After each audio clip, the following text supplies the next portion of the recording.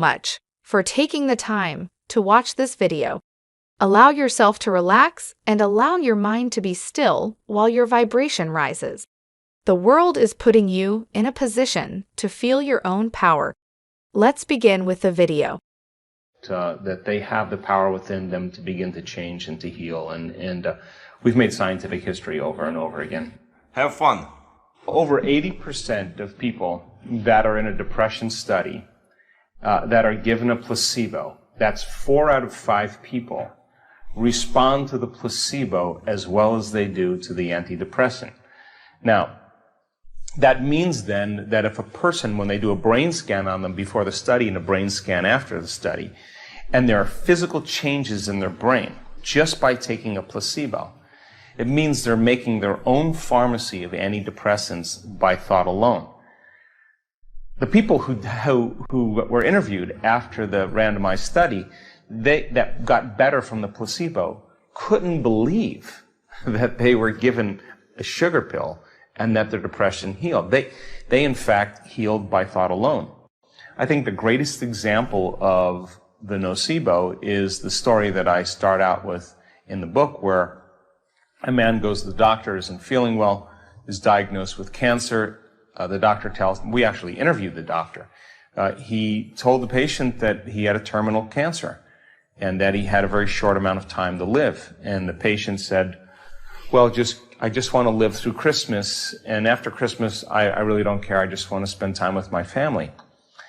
And so on New Year's Day, 1 week after Christmas, he dies. When they do an autopsy on his body, he never had the cancer that could kill him. I mean, he died by thought alone.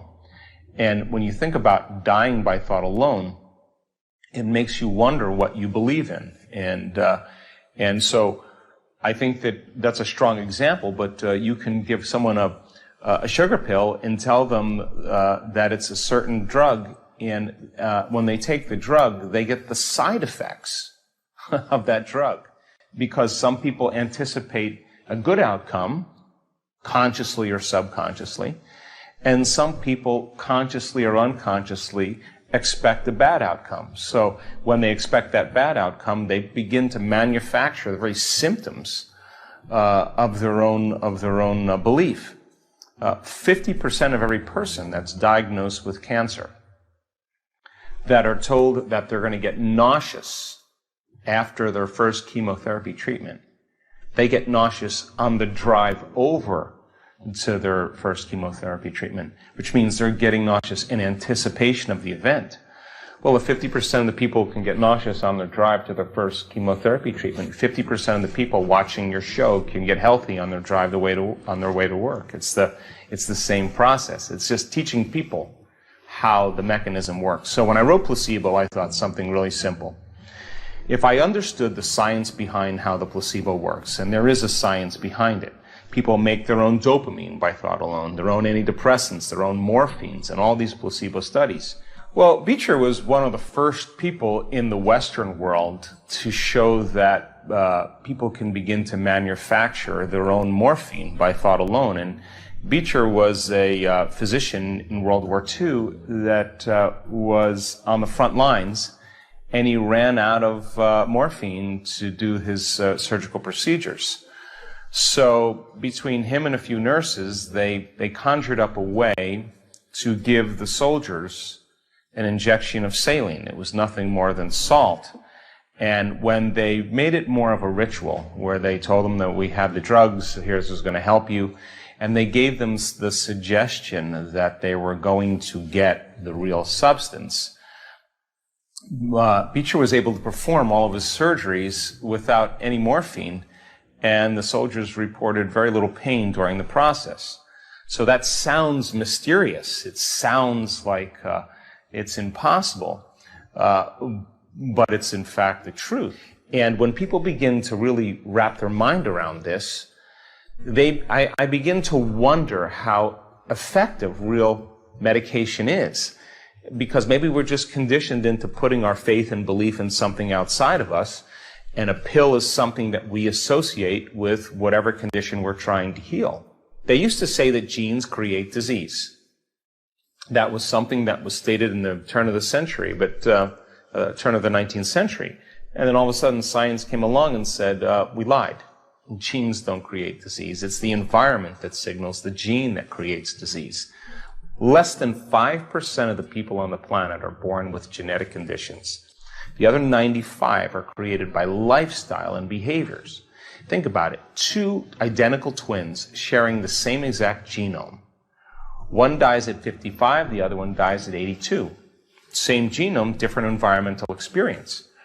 So, all of a sudden now, if the environment signals the gene, and the end product of an experience in your environment is called an emotion, the next question is, can you signal the gene ahead of the environment? And the answer is absolutely yes. Our research shows then when people begin to embrace an emotion and have a clear intention, they're beginning to change their brain and body to no longer live in the past, but all of a sudden begin to live in a new future. It takes practice to keep emotionally cultivating elevated states that finally it becomes a habit or a skill. So what does that mean that to the average person? A person has a trauma or a shock. A person has a betrayal in their life. They lose a loved one. Someone steals from them. Their partner leaves them. That event is a very strong experience emotionally, and they're defined by that experience. So many of those events begin to signal the wrong genes in the wrong ways, because the emotions of anger, of hostility, of hatred, of aggression, of fear, of anxiety, of pain, suffering, guilt, shame, those are all created by the hormones of stress. Now, it's a scientific fact that the long-term effects of the hormones of stress downregulate genes and begin to create disease. So every time the person thinks about the betrayal, the shock, they're producing the same chemistry in their brain and body as if the event was occurring. And they're firing and wiring the same circuits and emotionally conditioning the body into the past. So then that person then who's living by those same emotions keeps signaling the same gene. And now they're headed for some genetic destiny, and in time they develop a condition. So then the fundamental question is, what if a person begins to think differently? Firing and wiring, creating new circuitry. What if they begin to rehearse who they want to be that day?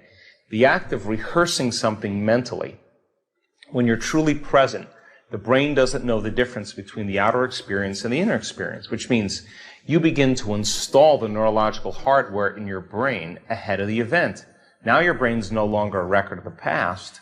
Now it's a map to the future. So now you're priming your brain to behave exactly the way you want it to behave because you're rehearsing it. And it's no different than rehearsing lines in a play. If you go to a play and you're an actor and you haven't rehearsed your lines and reviewed them in your mind, you're not going to be able to demonstrate that character. But by rehearsing that activity in your mind, rehearsing who you're going to be, that hardware ultimately becomes a software program, which means you're going to start to naturally behave that way.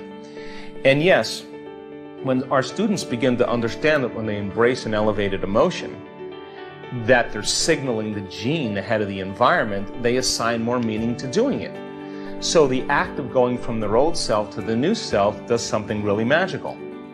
The person starts to heal by thought alone. All of a sudden, they're in a new state of being. And the disease, the condition, existed in the old person.